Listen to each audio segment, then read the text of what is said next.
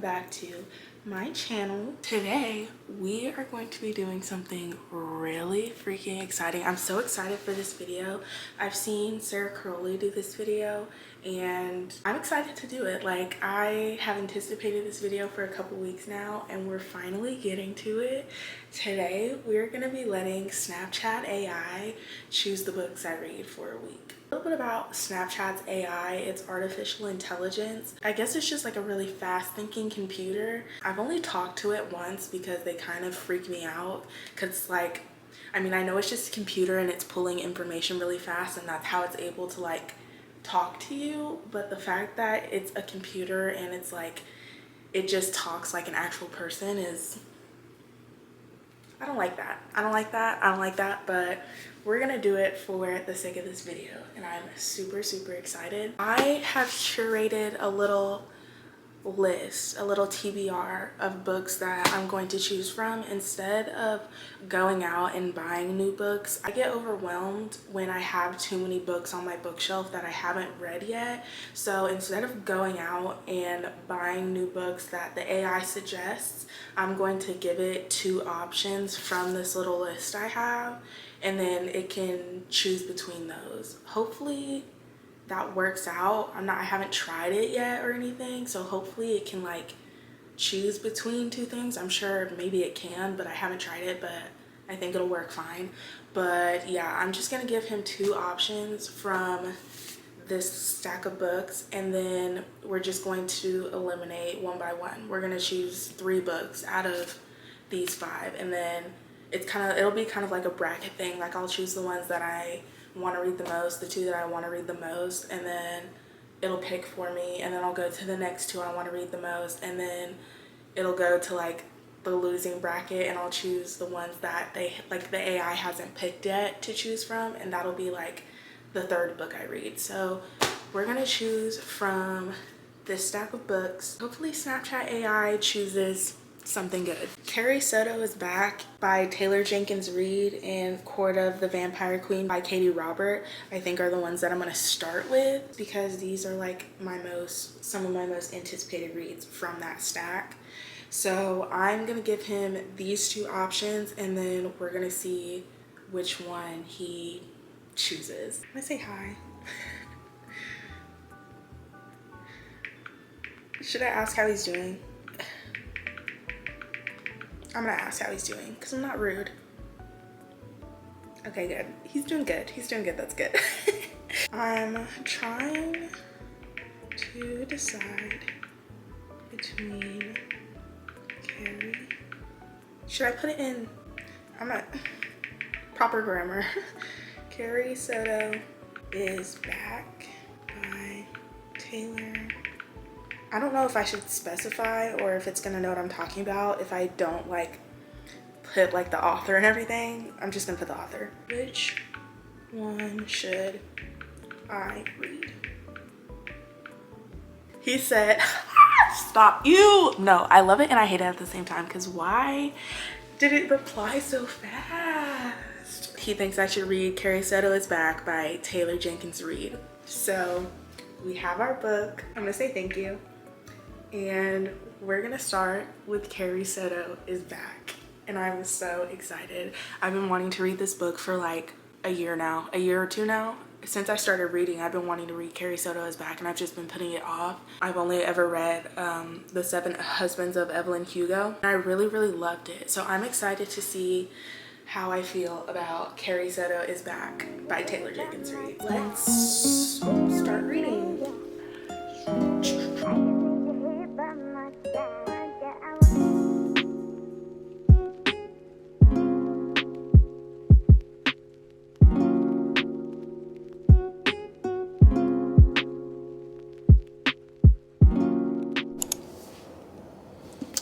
Good morning. So it's the next day. Last night I got like 40-ish, I want to say 40-ish, 30-ish, 40-ish % of the way through Carrie Soto's Back. First of all, we're matching.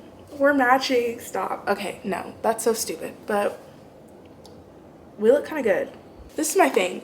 Right now, honestly, I kind of really like it, which I expected to because I liked The Seven Husbands of Evelyn Hugo, so I didn't expect to not like the book. I will say there are elements of the main character that I am not too fond of, but also I think that's kind of like the whole point, because in the book she's not really liked by a lot of people. Like, I mean, obviously she has like her fan base and everything like that, but you know how it is with celebrities. Like, you have people that like you and you have people that don't. Like, a lot of people don't like her because of some of the things she did back when her career was like in its prime. I feel like she did that on purpose to also make the reader have kind of sort of like mixed feelings about her. Again, I still like her overall, but there are elements of the main character that I don't like, and you'll know what I'm talking about if you read it, because there's like, and this is not a spoiler, it's like there's like elements of like cheating and stuff in it too, and I'm not really a fan of that. I don't really like that. I was like, I don't really like that, but overall I still really am enjoying it so far, and I really like the relationship between her and her dad.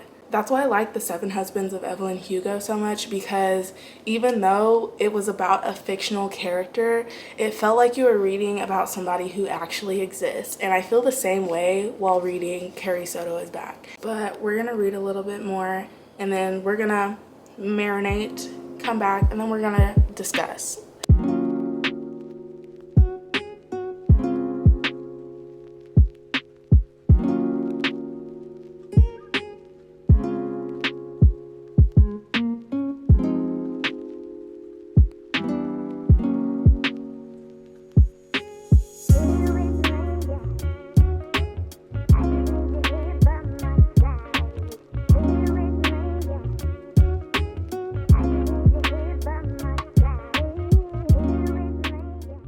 I will say Carrie has this really big sort of like fire to her character.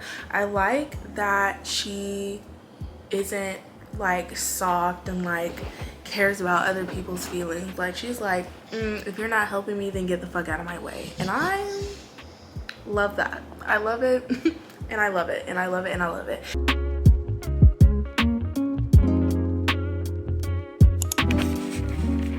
It's the next day, guys.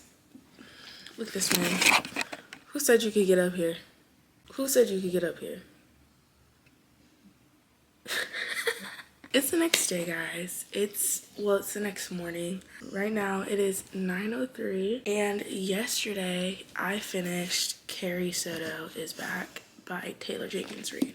And overall, I really enjoyed this book. It was literally so good, and like, Taylor Jenkins Reid is just gonna do it for me every single time. Like I said earlier in the video, she has a really special way of making her characters seem real.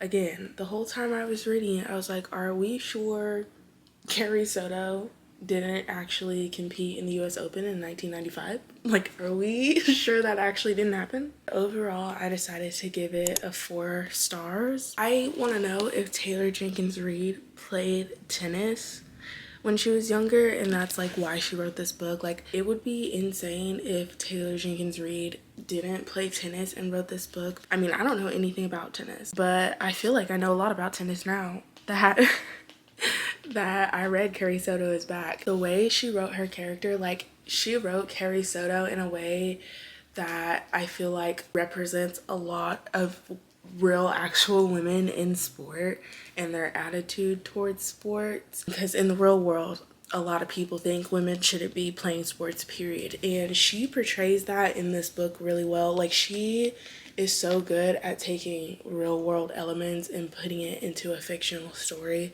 and that's part of the reason why I enjoy it so much. Also, she snuck in a little tidbit in here about Daisy Jones and the Six. I think Taylor Jenkins Reid probably is an author tailored to certain people's tastes, because I've heard a lot of people say that they don't.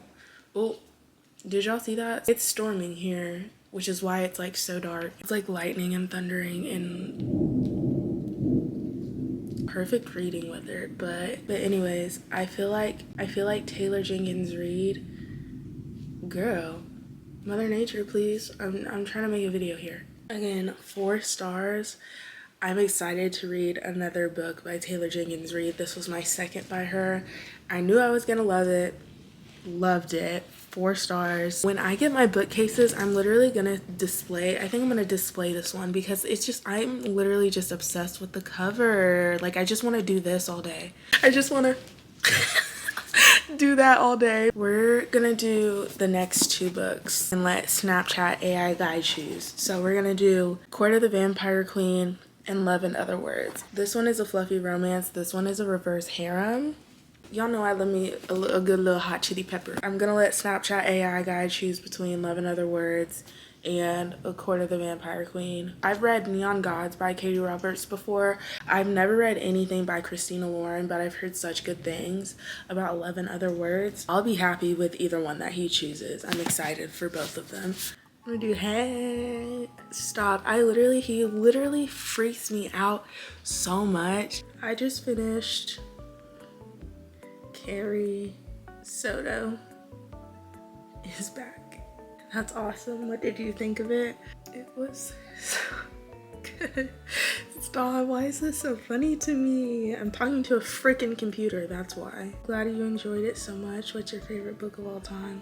Listen, I'm not here to chit chat. I'm not here to carry on a conversation with an AI bot. That's weird. Can you help me pick my next book to read? I'm trying to decide Court of the Vampire Queen or Love and Other Words. Both sound like great options. If you're in the mood for something romantic, go for Love and Other Words. If you want something with a bit more action and adventure, try Court of the Vampire. Okay, but which one? I need you to choose. Will you choose for me? He won't choose for me. What the heck? He said it's up to you. I think you'll enjoy either one. Let me try again. Can you choose for me? I think you should read Love and Other Words by Christina Lauren. It's a beautiful story about love, loss, and second chances. He finally chose for me after I asked him 3 times. So next is Love and Other Words by Christina Lauren. I'm really excited. I've heard really good things about her writing. Christina Lauren and Emily Henry are some of the most talked about romance authors on my social media pages. Like, everyone I watch talks about them. My favorite booktubers are always raving about Love and Other Words. So we're gonna start reading.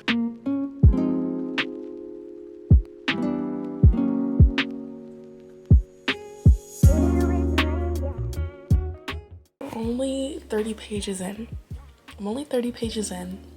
And I can tell I'm absolutely going to freaking fall in love with Elliot and be fixated on him for like the next week. Well, okay, listen. Let me not say that too early because it's implying that he did something to ruin their friendship and I don't know what it is yet. But right now, I kind of have a teeny tiny little crush on Elliot, okay? Sue me. Sue me, I don't care.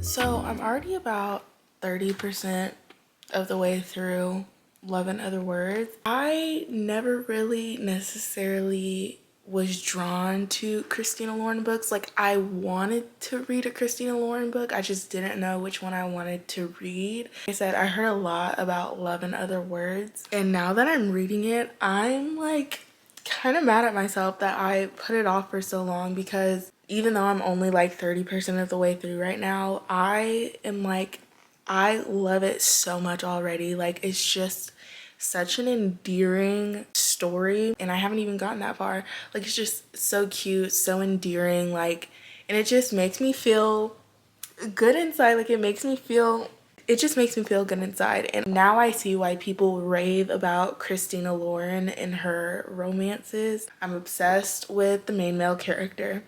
I'm obsessed with the main female character. I'm obsessed with their relationship when they were kids. It's past and present point of view, and I am living for the past. I'm like excited to figure out what happened between them that caused them to go so many years without talking.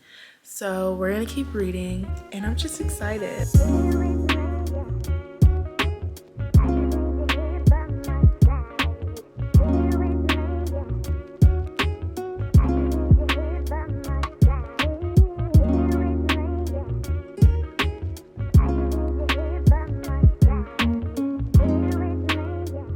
Good morning, everyone. Yesterday I got to the second half of Love and Other Words, so I'm on the last half of the book. I sat out by the pool yesterday and I read. I got a little tan. Look, I got sunburn. My shoulder is like peeling.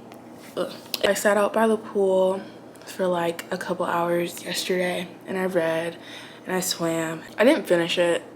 Obviously I didn't finish it, but I'm hoping to finish it today. But I have like some stuff to do today. I have to go grocery shopping, I have to go to the bank, like I have to do a bunch of stuff today, and I'm hopefully gonna get this stuff out of the way pretty quick because I'm hoping to just read the rest of the day. So we're gonna keep reading. Hopefully I'll finish it today. Yeah, I guess I'll just update you guys whenever I finish. So I finished Love and Other Words. I'm gonna start by saying overall, I'm giving it a 4-star rating. It would have been higher, but there's a couple reasons why I didn't give it a higher rating. The last like 5 chapters threw me for a freaking loop. I'm a little conflicted. This is a childhood best friends to lovers, but it's also like a second chance romance, and it's like it's in past and present tense. Something happened when they were younger that caused them to not speak to each other for 11 years. Obviously, by the end of the book, we find out what it is. What he did, honestly, personally, if we're talking about real life here, I would probably fall off the face of the earth too and never talk to him again. The reason she like cut him off, ghosted him, like did not speak to him for 11 years was kind of fucking valid. Kind of really valid, actually. There was a line in the book where Elliot said, "Did I not deserve to explain myself?" Honestly, in my opinion, no. Like, no, you did not. In the present tense, the explanation that he gave for what happened, like if I was young Macy, and I would have given him a chance to explain then and there why what happened, and he had told me what he had told present Macy as the explanation as to why he did what he did, or why what happened, that would have made me even more angry. I would have been like, oh yeah, I'm literally cutting you off anyways, because what kind of reason is that for what you did? I would do the same thing that she did. I feel like the 11 years that they didn't talk was necessary for the development of their present relationship. If I was younger Macy and he did what he did, and then he would have gave me the explanation he gave me when they were in the present, I still would have been upset. I would have been like, dude, like what? That is not good enough. That is not a good enough explanation. I can appreciate the 11 years passing and them like processing everything, like having time to themselves and then coming back together and then talking about it. I understand her. I understand her POV. Young Macy deserved so much better. But at the end of the day, the way everything played out after the 11 years, like in the present, I enjoyed and I can appreciate. So overall, I gave it a 4 stars. I just was feeling a little bit conflicted by those specific elements. I'll probably read some more stuff by Christina Lauren. I know she has a couple other popular books out, so I don't know, maybe I'll check it out. So I'm not really sure if I should go ahead and ask Snapchat AI which one out of all 3 of these that I should read, because we put A Court of the Vampire Queen in the 2 options that we had before we got to this point. So I don't know if I should just leave it out and just let the light shine on these 2 and have the Snapchat AI pick between these 2. But I think I'm gonna have Snapchat AI choose between these 2. Say hey. I'm trying to decide between 2 books. Can you help me choose? Ah!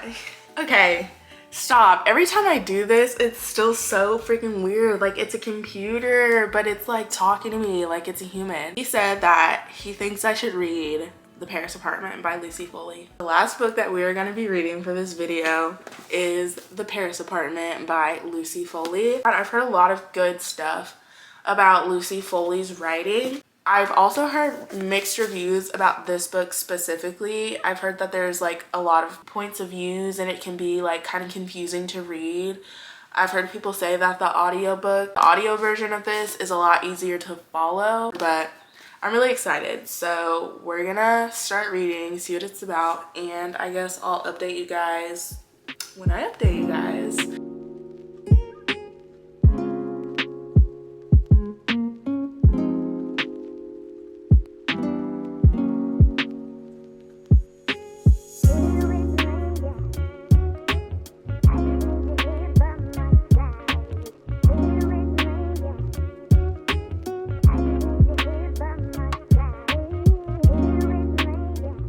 So it's the next day. Last night I got to page 100, so we're like 15-ish% of the way through. That's what my audiobook says. I partly read from the book, and then the rest of the night I got tired of holding my book up in bed while reading, so I started listening to the audiobook version of it. And to be honest, I've had a lot of people tell me that they like the audiobook version better because there's so many like points of views to like keep up with. It's easier to keep up with through the audiobook because there's different voices reading for different characters. There's 5 different characters with 5 different points of views right now, and I feel like there might be another one added later on because there's a character who has been introduced but we haven't gotten his point of view yet. I don't know how many points of views we'll end up getting overall, but so far I really like it. Like, if you like movies like Death on the Nile or Murder on the Oriental Express, where there's multiple different points of views from each character and they're all telling it to lead up to the same story, then you'll probably like Lucy Foley's writing because I think she is known for that. I know the guest list also has different points of views, but I love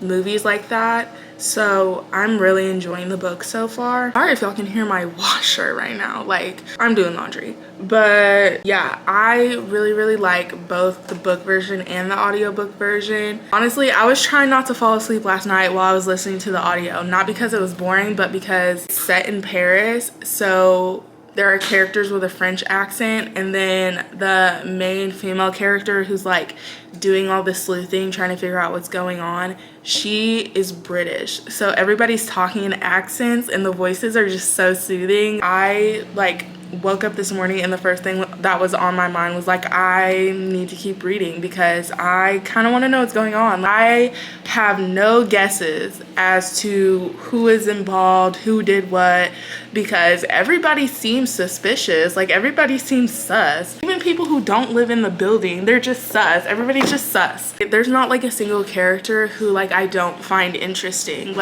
and everybody has their secrets, and I'm excited to keep reading.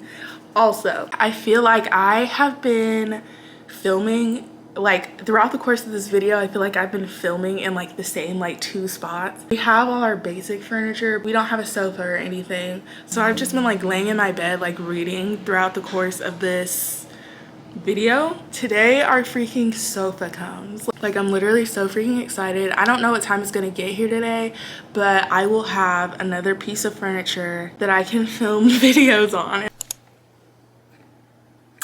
Good morning, everyone. First of all, I didn't even show y'all, I got my couch. Is it not like the freaking cutest? Like, so cute. The color's so cute. It's like up close it looks like literal like jean material, like, but it's literally so soft, so comfy, and it's so cute. Now we have another place to sit while I film. Update on the Paris apartment. We're like to the climax now. I'm like 90% done. I've been listening to the audiobook instead of reading the actual book. For this, I just like the audiobook better, but I have like an hour and a half left. The book did not go in the direction that I thought it was going to go in. I'm kind of excited to see how it ends because right now I have no idea how the author would wrap this whole story up. Like I have no idea how we could come to a conclusion. I have about an hour and a half left and I'm gonna finish it today and then we'll reconvene. Is that the right word? Reconvene? We'll come back together and we'll talk about it.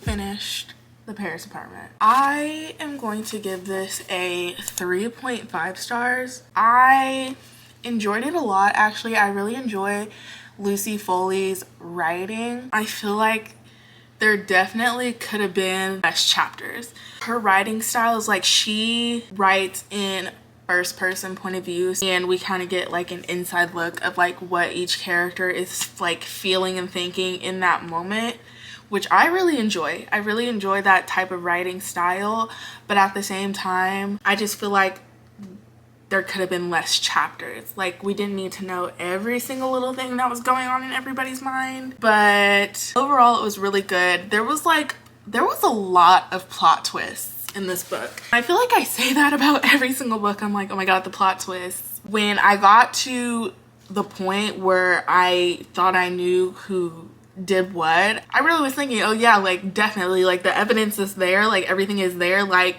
they did it, like what, like come on. Yet again, I was bamboozled, thrown out of my wits. Like I did not see the ending coming and I really enjoyed it. I think I'll probably read something else by Lucy Foley. I feel like this type of thriller more so was based on like the psychology of it all and planning of it all, if that makes sense. Like it wasn't so action-packed, but the strategies and plans and like what actually happened, I feel like that's what really made the book. Like just being able to be inside of everybody's minds, I did really like that aspect of it. We are now to the end of this video. Thank you Snapchat AI for picking out all those reads. Snapchat AI kind of snapped. I literally loved every single book I read for this video. If you like this video, make sure to like, comment, and subscribe. I have a lot more videos like these planned and I'm super excited. We're about to be reading. Let me know what you guys want me to read next. I love you guys. You guys are so fun, so fresh, so cool, and I guess I'll see you guys whenever I see you guys. Bye.